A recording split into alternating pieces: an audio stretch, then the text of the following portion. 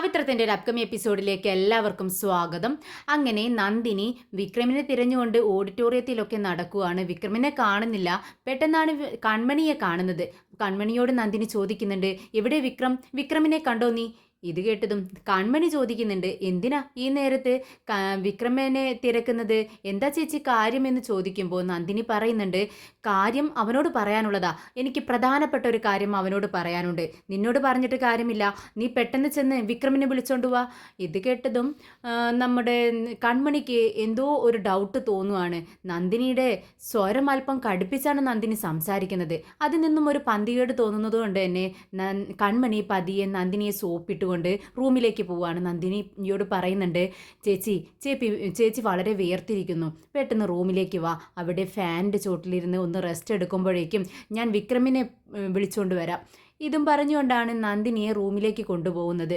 റൂമിലെത്തിയതും കൺമണി ചോദിക്കുന്നുണ്ട്, എന്താ ചേച്ചി വിക്രമിനോട് പറയാനുള്ളത്? എന്നോട് പറഞ്ഞൂടെ? ഇത് കേട്ടതും നന്ദിനിക്ക് ദേഷ്യമാണ് വരുന്നത്. നന്ദിനി വീണ്ടും പറയുന്നുണ്ട്, പറ്റത്തില്ലെന്ന് ഞാൻ പറഞ്ഞില്ലേ, എനിക്ക് സംസാരിക്കാനുള്ളത് വിക്രമിനോടാണ്. എനിക്ക് പ്രധാനപ്പെട്ട ഒരു കാര്യമാണ് പറയാനുള്ളത്. നീ പെട്ടെന്ന് ചെന്ന് വിക്രം എവിടെയാണെന്ന് നോക്കി പെട്ടെന്ന് അവനെ വിളിച്ചുകൊണ്ട് ഇങ്ങോട്ടേക്ക് വാ എന്ന് പറയുകയാണ്. ഇത് കേട്ടതും കൺമണി പുറത്തിറങ്ങുന്നുണ്ട്. പതിയെ ഡോറ് ചാരി വെക്കുകയാണ്. എന്നിട്ട് കുറച്ചു നേരം അവിടെ ഇങ്ങനെ ചിന്തിച്ചുകൊണ്ട് നിൽക്കുന്നുണ്ട്. എന്തായിരിക്കും നന്ദിനി ചേച്ചിക്ക് വിക്രമിനോട് ഈ സമയം പറയാനുണ്ടാവുക? ചേച്ചി എത്ര ചോദിച്ചിട്ടും പറയുന്നില്ലല്ലോ. ചേച്ചിയുടെ സ്വരത്തിലൊക്കെ എന്തോ ഒരു മാറ്റമുണ്ട് എന്നിങ്ങനെ ചിന്തിക്കുമ്പോഴേക്കും അകത്തു നിന്നും സംസാരിക്കുന്ന സൗണ്ട് കേൾക്കുകയാണ്. നന്ദിനി കണ്ണാടിയിൽ നോക്കി സ്വയം സംസാരിച്ചുകൊണ്ടിരിക്കുകയാണ്. എടി കൺമണി, നീ എന്ത് വിചാരിച്ചോ? നിന്റെ കള്ളത്തരമൊന്നും ഞാൻ അറിയത്തില്ല എന്ന് വിചാരിച്ചോ? പാവം ആ വേദ, വിക്രമൻ ഇല്ലാഞ്ഞിട്ട് പോലും ആ കുഞ്ഞിനെ പ്രസവിച്ച് ഇത്രയും വളർത്തി വെച്ചു. എന്നിട്ടും നീ എന്താ പറഞ്ഞത്? വേദയുടെയും ആ തരുണിൻ്റെയും വിവാഹം കഴിഞ്ഞു, അതിലുള്ള കുഞ്ഞാണ് സുഡർ എന്നൊക്കെയല്ലേ എല്ലാവരും പറഞ്ഞ് ബോധിപ്പിച്ചത്. വിജി നിന്നോട് സത്യം പറഞ്ഞു അല്ലേ? വേദയുടെ മകളാണ് സുഡർ എന്നുള്ളത്, അവളുടെ വിവാഹം കഴിഞ്ഞിട്ടില്ല എന്നും. എന്നിട്ട് ആ സത്യം മറച്ചു വെച്ച് ഞങ്ങളോട് വന്ന് നേരെ തിരിച്ചാണ് നീ പറഞ്ഞതല്ലേ? കാണിച്ചു തരാം.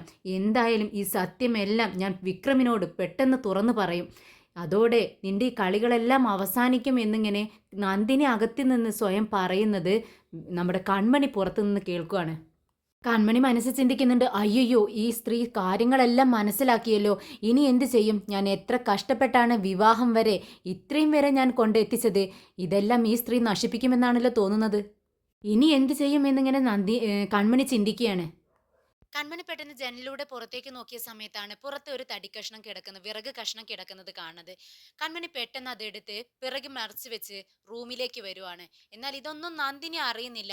നന്ദിനി അപ്പുറത്തേക്ക് തിരിഞ്ഞ് ബെഡിൽ അങ്ങനെ കിടക്കുവാണ്. എന്നിട്ട് സ്വയം അങ്ങനെ പറയുന്നുണ്ട്, എടി കൺമണി, നീ ഞങ്ങളെ എല്ലാവരെയും ചതിച്ചു അല്ലേ? നിന്റെ കളികളെല്ലാം ഇന്ന് അവസാനിക്കും. ഞാൻ എല്ലാം വിക്രമിനോട് തുറന്നു പറയും. കൺമണി ഒരു നിമിഷം നന്ദിനിയെ ഒന്ന് നോക്കിയതിനു ശേഷം തൻ്റെ കയ്യിലുള്ള വടി കൊണ്ട് നന്ദിനിയെ ഒറ്റ അടി അങ്ങ് കൊടുക്കുവാണ്. നന്ദിനി ബോധം കെട്ട് കിടക്കുന്നുണ്ട്. കൺമണി പെട്ടെന്ന് തന്നെ കയറുകൾ എടുത്ത് ബോധം കെട്ട് കിടക്കുന്ന നന്ദിനിയുടെ കാലുകളും കൈകളും എല്ലാം കൂട്ടിക്കെട്ടി വെക്കുകയാണ്. എന്നിട്ട് കട്ടിലിനടിയിലേക്ക് തള്ളി വെക്കുന്നു, മറച്ചു വെക്കുകയാണ്. പുറത്തു നിന്ന് മാറി നോക്കിയാൽ നന്ദിനിയെ പെട്ടെന്ന് കാണത്തില്ല. ആ രീതിയിലാണ് കട്ടിലിനടിയിൽ നന്ദിനിയെ ഒളിപ്പിക്കുന്നത്.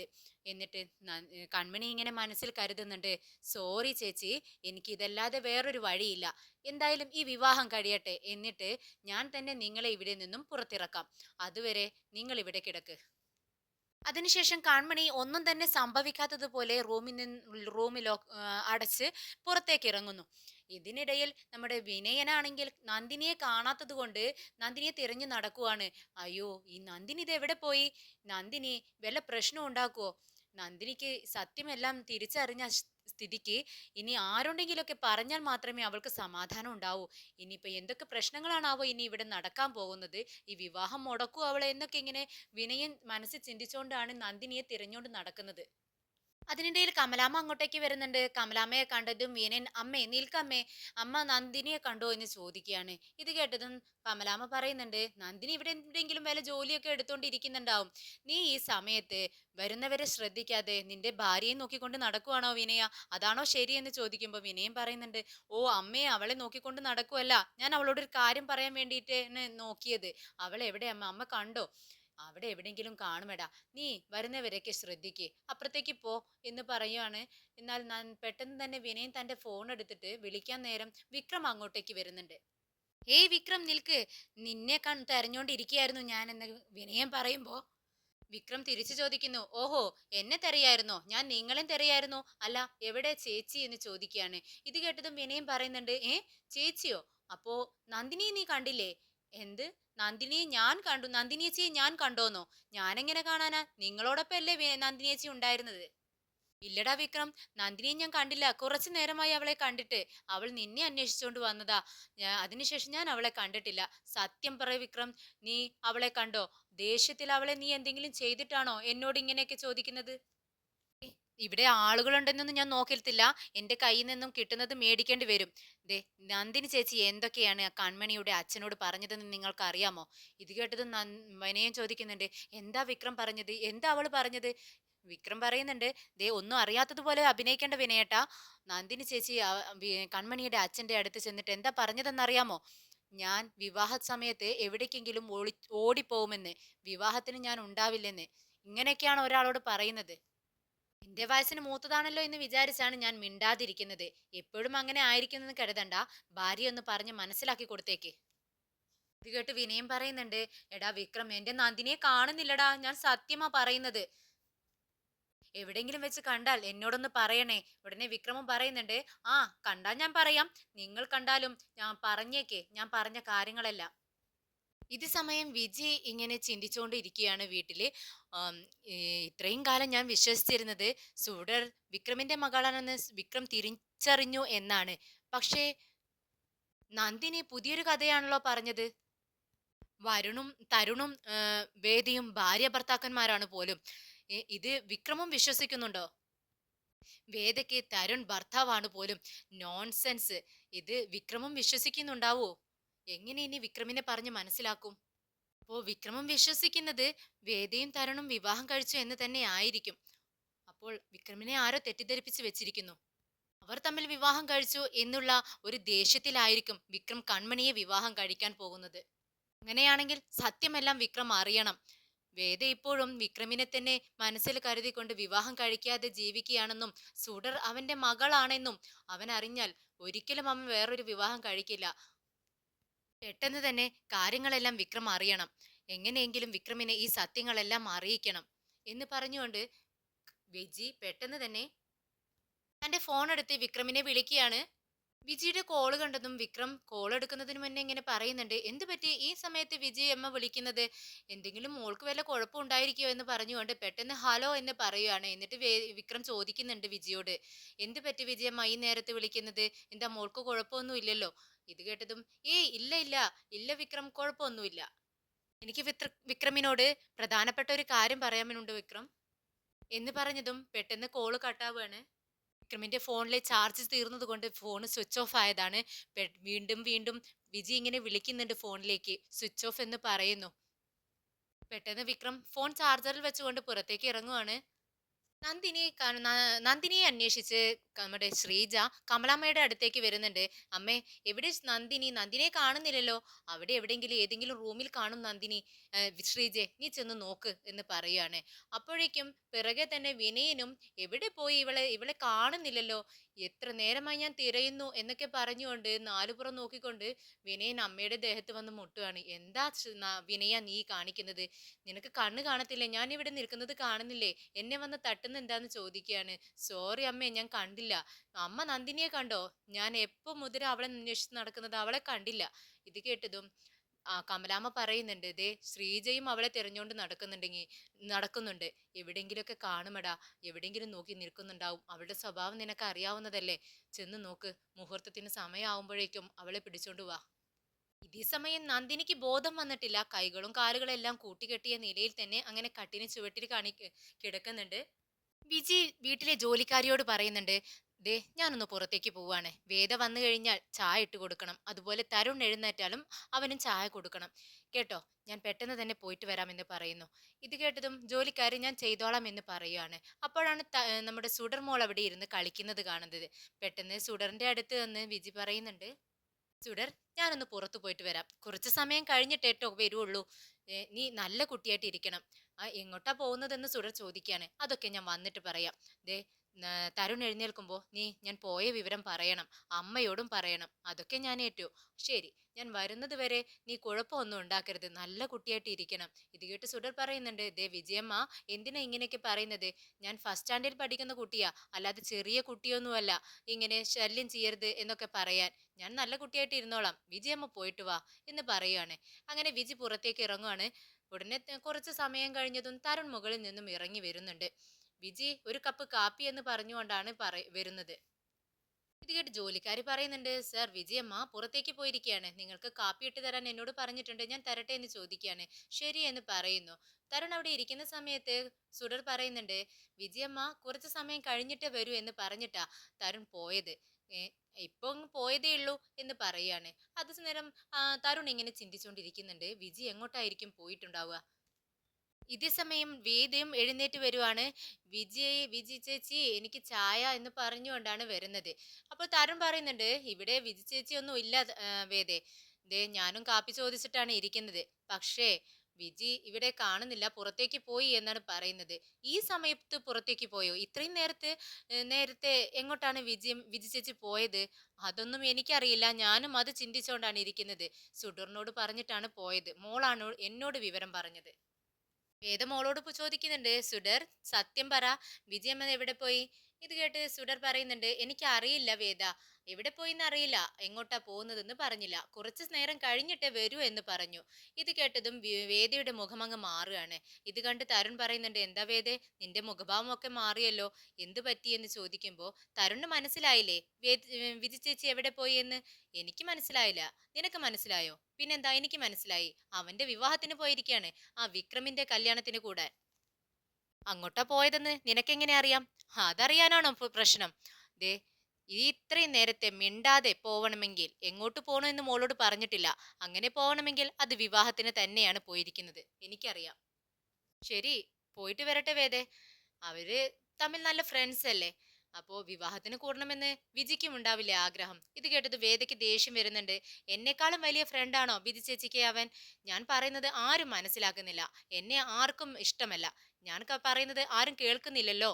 ഞാൻ പോവരുതെന്ന് ചേച്ചിയോട് പറഞ്ഞതല്ലേ. ചേച്ചിക്ക് അവനെ വലിയ കാര്യ.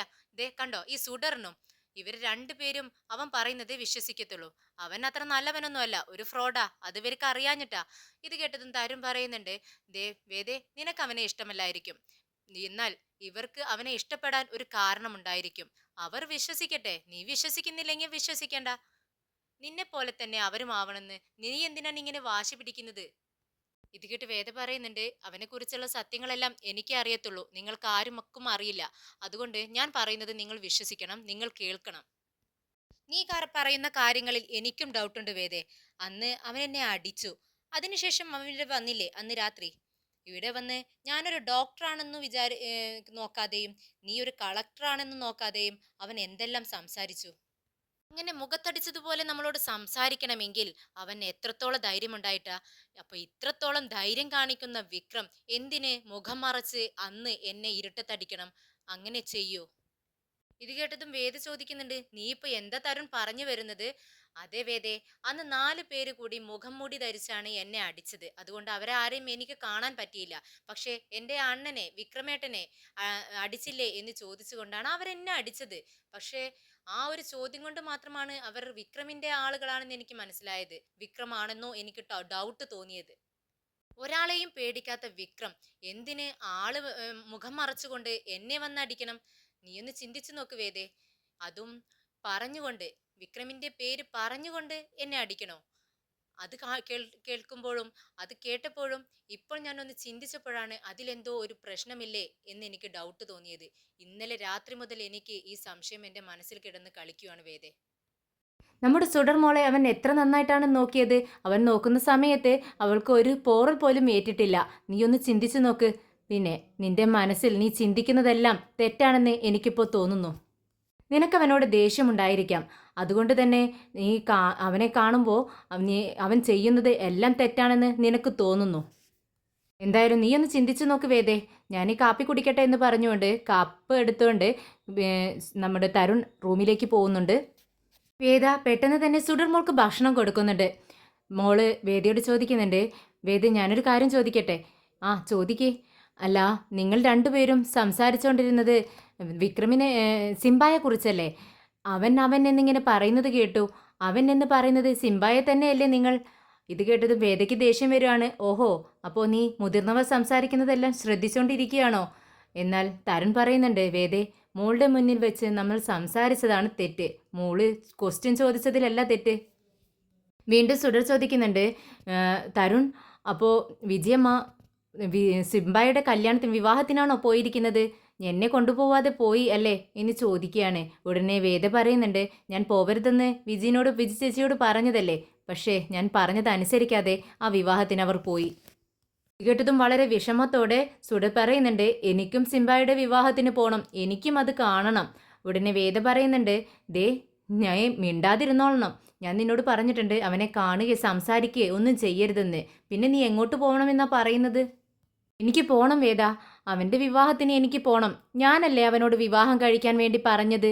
ഇത് കേട്ടതും വേദ ഒന്ന് ഞെട്ടുന്നുണ്ട്. വേദയ്ക്കത് വിശ്വസിക്കാൻ കഴിയുന്നില്ല. നീ എന്താ പറഞ്ഞത്? നീ പറഞ്ഞിട്ടാണോ അവൻ വിവാഹം കഴിക്കാൻ പോകുന്നത്? ഇത് കേട്ട് സുഡർ പറയുന്നുണ്ട്, അതെ വേദേ, ഞാൻ പറഞ്ഞിട്ടാണ് അവൻ വിവാഹം കഴിക്കാൻ വേണ്ടി പോകുന്നത്. പാവല്ലേ കൺമണി. കൺമണി കരഞ്ഞോണ്ടിരിക്കുകയായിരുന്നു. അതുകൊണ്ടാ ഞാൻ കൺമണി വിവാഹം കഴിക്കാൻ വേണ്ടി പറഞ്ഞത്. ഞാനറിയാതെ എന്തെല്ലാമാണ് കാട്ടി വെച്ചിരിക്കുന്നത്. അവർ രണ്ടുപേരോടും നീ വിവാഹം കഴിക്കാൻ വേണ്ടി പറഞ്ഞു എന്നോ? ഞാനറിയാതെ നീ എന്നാ അവിടേക്ക് പോയതെന്ന് ചോദിക്കുകയാണ് വേദ. ഇത് കേട്ടതും സുഡർ പറയുന്നുണ്ട്, അന്ന് സ്കൂൾ വിട്ടു വരുന്ന വഴിയാണ് ഞാൻ പോയത്. നീ ചെയ്യുന്നതെല്ലാം തെറ്റാണ്. ഇത് കുട്ടികൾ ചെയ്യുന്ന കാര്യമാണോ ഇങ്ങനെയൊക്കെ? ഞാൻ പറയുന്നത് അനുസരിച്ചോളണം നീ. ശരി, ഇനി ഞാൻ എങ്ങനെയൊന്നും സംസാരിക്കില്ല. വിജയമ്മ മാത്രം എന്തിനാ വിവാഹത്തിന് പോയിരിക്കുന്നത്? സിംബായുടെ വിവാഹത്തിന് എനിക്കും പോകണം. ഞാൻ വേണ്ടാന്ന് പറഞ്ഞിട്ടും നിനക്ക് പോണോ? ആ പോണം, എനിക്ക് പോണം എന്ന് പറഞ്ഞുകൊണ്ട് സുഡർ വീണ്ടും വാശി പിടിക്കുകയാണ്. ഇത് വേദയ്ക്ക് ഒട്ടും ഇഷ്ടപ്പെടുന്നില്ല. വേദ സുഡറിനെ അടിക്കുകയാണ്. എന്താ നീ പറഞ്ഞത്? നിനക്ക് പോണമെന്നോ? ഞാൻ പറഞ്ഞിട്ടും നിനക്ക് അനുസരിക്കാൻ പറ്റില്ല അല്ലേ എന്ന് പറഞ്ഞുകൊണ്ട് വീണ്ടും വീണ്ടും സുഡറിനെ കൈകളിലേക്ക് അടിക്കുകയാണ് വേദ. പെട്ടെന്ന് ഇത് കണ്ട് തരുൺ എഴുന്നേറ്റ് വരുന്നുണ്ട്. എന്താ വേദ നീ ചെയ്യുന്നത്? നോക്ക് തരുൺ, പിന്നെ ഞാൻ എന്താ ചെയ്യേണ്ടത്? അവൾ പറയുന്നത് കേട്ടില്ലേ? ഞാൻ പറഞ്ഞതനുസരിക്കാൻ അവൾക്ക് പറ്റില്ല എന്ന്. എന്നെക്കാളും വലുതാണ് അവൾക്ക് ആ സിംബ. അതിന് കുഞ്ഞുങ്ങളെ ഇങ്ങനെ അടിക്കുകയാണോ വേണ്ടത്? ഇതേ കണ്ടില്ലേ, മോള് കരയുന്നു. ആ കരയട്ടെ, നന്നായി കരയട്ടെ. അപ്പോഴാണ് ആവശ്യമില്ലാത്ത കാര്യങ്ങൾക്ക് വാശി പിടിച്ചാൽ ഇങ്ങനെ ഉണ്ടാകുമെന്ന് അവൾക്ക് ബോധ്യപ്പെടൂ. ഇത് കേട്ട് തരുൺ പറയുന്നുണ്ട്, അല്ലെങ്കിലും വിക്രമിനെ കുറിച്ച് പറയുമ്പോൾ നിനക്ക് ഭ്രാന്ത് പിടിച്ചതുപോലെയാണ്. മോള് വാ, നമുക്ക് റൂമിലേക്ക് പോവാം എന്ന് പറഞ്ഞുകൊണ്ട് തരുൺ മോളെ എടുത്തുകൊണ്ട് റൂമിലേക്ക് പോവാണ്. ഉടനെ തന്നെ വേദ ഫോൺ എടുത്ത് വിജിക്ക് വിളിക്കുന്നുണ്ട്. പക്ഷെ വിജി കോൾ എടുക്കുന്നില്ല. ഇതേ സമയം ഓഡിറ്റോറിയത്തിൽ നന്ദിനിയെ കാണാത്തത് കൊണ്ട് വിനയൻ എല്ലായിടത്തും അന്വേഷിച്ചുകൊണ്ട് നടക്കുകയാണ്. നന്ദിനി നന്ദിനി എന്ന് വിളിച്ചുകൊണ്ട് നടക്കുന്നുണ്ട്. പെട്ടെന്നാണ് വിക്രമിനെ കാണുന്നത്. വിക്രം ഡ്രസ്സ് ചേഞ്ച് ചെയ്യാൻ വേണ്ടി പോകുന്ന സമയത്ത് പെട്ടെന്ന് വിനയൻ ചെന്ന് പറയുന്നുണ്ട്, വിക്രം നിൽക്ക്, ഞാൻ പറയട്ടെ.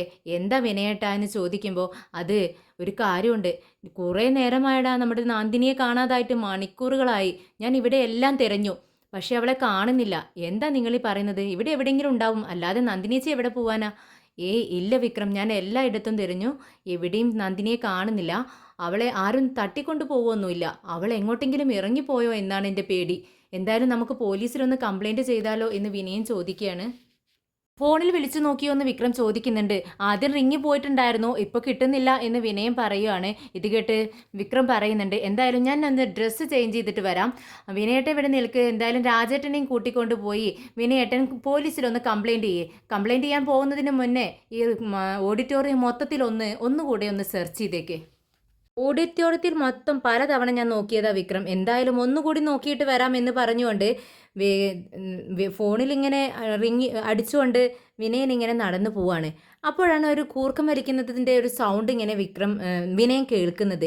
വിനയൻ അതിന് ശ്രദ്ധിച്ചുകൊണ്ട് നടക്കുവാണ്. എന്നിട്ട് ഇങ്ങനെ മനസ്സിൽ ചിന്തിക്കുന്നുണ്ട്, ഇത് അവൾ കൂർക്കം വലിക്കുന്നത് പോലെ ഉണ്ടല്ലോ, അവൾ ഇവിടെ എവിടെയെങ്കിലും കിടന്ന് ഉറങ്ങുന്നുണ്ടാവും, ഒന്ന് നോക്കിയേക്കാം എന്ന് പറഞ്ഞുകൊണ്ട് അവിടെ എല്ലാം തിരയുവാണ്. അങ്ങനെ വിനയൻ സൗണ്ട് കേൾക്കുന്ന ഭാഗത്തേക്ക് തിരഞ്ഞു പോവാണ്. അപ്പോഴാണ് റൂമിൽ നിന്നും സൗണ്ട് കേൾക്കുന്നത്. പതിയെ ഡോറ് തുറന്ന് നോക്കുവാണ്. അപ്പോഴാണ് നന്ദിനി അവിടെ കിടക്കുന്നത് കാണുന്നത്. ഓടി ചെല്ലുന്നുണ്ട് വിനയൻ. നന്ദിനി നന്ദിനി എന്ന് പറഞ്ഞുകൊണ്ട് കവിളിൽ തട്ടി വിളിക്കുകയാണ്. കുറേ നേരം തട്ടി വിളിക്കുന്ന സമയത്ത് നന്ദിനി കണ്ണു തുറക്കുന്നുണ്ട്. എന്ത് പറ്റി നന്ദിനി, നീ ഇവിടെ കിടന്ന് ഉറങ്ങിപ്പോയോ? ഇന്നലെ രാത്രി ഞാൻ ഒരുപാട് തവണ നിന്നെ തെരഞ്ഞു നടക്കുമായിരുന്നു. നീ എന്താ ഇവിടെ ചെയ്യുന്നത്? ഇതൊക്കെ പറയുമ്പോഴും നന്ദിനിക്ക് ബോധം വരുന്നില്ല. വീണ്ടും കവിളിൽ തട്ടിക്കൊണ്ട് വിനയം പറയുന്നുണ്ട്, നിനക്ക് എന്ത് പറ്റി? പക്ഷേ നന്ദിനിക്ക് തലയിൽ ഭയങ്കര വേദന തോന്നുവാണ്. ഹാ എന്നൊക്കെ പറയുന്നുണ്ട്. ഒരു കയ്യിലാണെങ്കിൽ ഒരു കയറുണ്ട്, നന്ദിനിയെ കെട്ടിക്കൊണ്ടിരുന്ന കയറ്. ഞാൻ എങ്ങനെയാണ് ഇവിടെ വന്നത്? ഞാൻ ഉറങ്ങിപ്പോയി എന്ന് തോന്നുന്നു എന്നൊക്കെ നന്ദിനി പറയുന്നുണ്ട്. ഞാൻ എങ്ങനെ ഇവിടെ വന്നു എന്ന് നന്ദിനി വീണ്ടും വിനയനോട് ചോദിക്കുകയാണ്. അപ്പം നിനക്കൊന്നും ഓർമ്മയില്ലേ? ഇല്ല, ഇന്നലെ എന്താ സംഭവിച്ചത്, എനിക്കൊന്നും ഓർമ്മ വരുന്നില്ല എന്ന് പറയുകയാണ്. ഓ, നിനക്കൊന്നും ഓർമ്മയില്ലേ നന്ദിനി വീണ്ടും ചോദിക്കുന്നുണ്ട്. അപ്പോഴാണ് വിനയന് സമാധാനം ആവുന്നത്. അപ്പോഴാണ് അവിടെ കയറ് കിടക്കുന്നത് നന്ദിനി ശ്രദ്ധിക്കുന്നത്. നന്ദിനി പെട്ടെന്ന് അത് എടുത്തുകൊണ്ട് വിനയനോട് ചോദിക്കുന്നുണ്ട്, അല്ല, ഈ കയറ് ഇവിടെ എങ്ങനെ വന്നു? എന്നെ ആരെങ്കിലും കെട്ടിയിട്ടിട്ടുണ്ടാവുമോ എന്ന് ചോദിക്കുകയാണ്. എൻ്റെ പൊന്ന് നന്ദിനി, നിന്നെ കെട്ടിയിടാൻ ആർക്കാ ധൈര്യം വരുന്നത്? അങ്ങനെയൊന്നും സംഭവിച്ചിട്ടുണ്ടാവില്ല. പെട്ടെന്ന് വിജി പറഞ്ഞു കൊടുത്ത കാര്യങ്ങളെല്ലാം, വേദയെക്കുറിച്ച് പറഞ്ഞ കാര്യങ്ങളെല്ലാം നന്ദിനി തലക്കടിയെ കിട്ടിയത് കൊണ്ട് തന്നെ മറന്നു പോവുകയാണ്. അതുകൊണ്ട് തന്നെ നന്ദിനി പെട്ടെന്ന് തന്നെ റൂമിന് പുറത്തേക്ക് ഇറങ്ങി ഇങ്ങനെ നടന്നു പോവുകയാണ്. അപ്പോഴാണ് കൺമണി എതിരെ വരുന്നത്. കൺമണിയോട് ചോദിക്കുകയാണ്, നീ എന്താടി ഇങ്ങനെ നടക്കുന്നത്? എന്നാൽ ഇങ്ങനെ ചോദിക്കുമ്പോൾ പെട്ടെന്ന് കൺമണി പേടിച്ചു പോവാണ് നന്ദിനി കാണുമ്പോൾ. ഇനി നന്ദിനി വല്ല പ്രശ്നം ഉണ്ടാക്കുമോ? ഇവളിതിപ്പോൾ എങ്ങനെ രക്ഷപ്പെട്ടു എന്നാണ് കൺമണി ചിന്തിക്കുന്നത്. നന്ദിനി പെട്ടെന്ന് ചൂടായിക്കൊണ്ട് ചോദിക്കുന്നുണ്ട്, ഞാനേ അമ്മയോട് പറഞ്ഞു കൊടുക്കും. എന്തമ്മയോട് പറഞ്ഞു കൊടുക്കുമെന്നാണെന്ന് കൺമണി ചോദിക്കുമ്പോൾ നന്ദിനി പറയുന്നുണ്ട്, ഇത്രയും നേരമായിട്ടും നീ എന്താ ഡ്രസ്സൊന്നും മാറ്റാത്തത്? വിവാഹത്തിനുള്ള സമയമായി തുടങ്ങിയില്ലേ? നീ ഈ കോലത്തിൽ നടക്കുന്നത് എന്താ കൺമണി എന്ന് ചോദിക്കുകയാണ്. ഓ, അതായിരുന്നോ കാര്യം? അതിനാണോ എന്നെ ഇങ്ങനെ വഴക്ക് പറയുന്നേ എന്ന് ചോദിക്കുകയാണ്. ആ അതെ, പോയി പെട്ടെന്ന് ഡ്രസ്സ് ചേഞ്ച് ചെയ്ത് വാ എന്ന് പറഞ്ഞുകൊണ്ട് നന്ദിനി അപ്പുറത്തേക്ക് നടന്നു പോകുന്നുണ്ട്. എന്നാൽ കൺമണിക്ക് ഒന്നും തന്നെ മനസ്സിലാവുന്നില്ല. കൺമണി ആകെ ഭയപ്പെട്ടിരിക്കുകയായിരുന്നു. തലേ ദിവസം നടന്ന കാര്യങ്ങളെല്ലാം നന്ദിനി എല്ലാവരോടും തുറന്നു പറയും എന്നാണ് കൺമണി വിചാരിച്ചത്. പക്ഷേ കൺമണിക്ക് മനസ്സിലാവുന്നുണ്ട് ഇവളെല്ലാം മറന്നുപോയി എന്നുള്ള കാര്യം.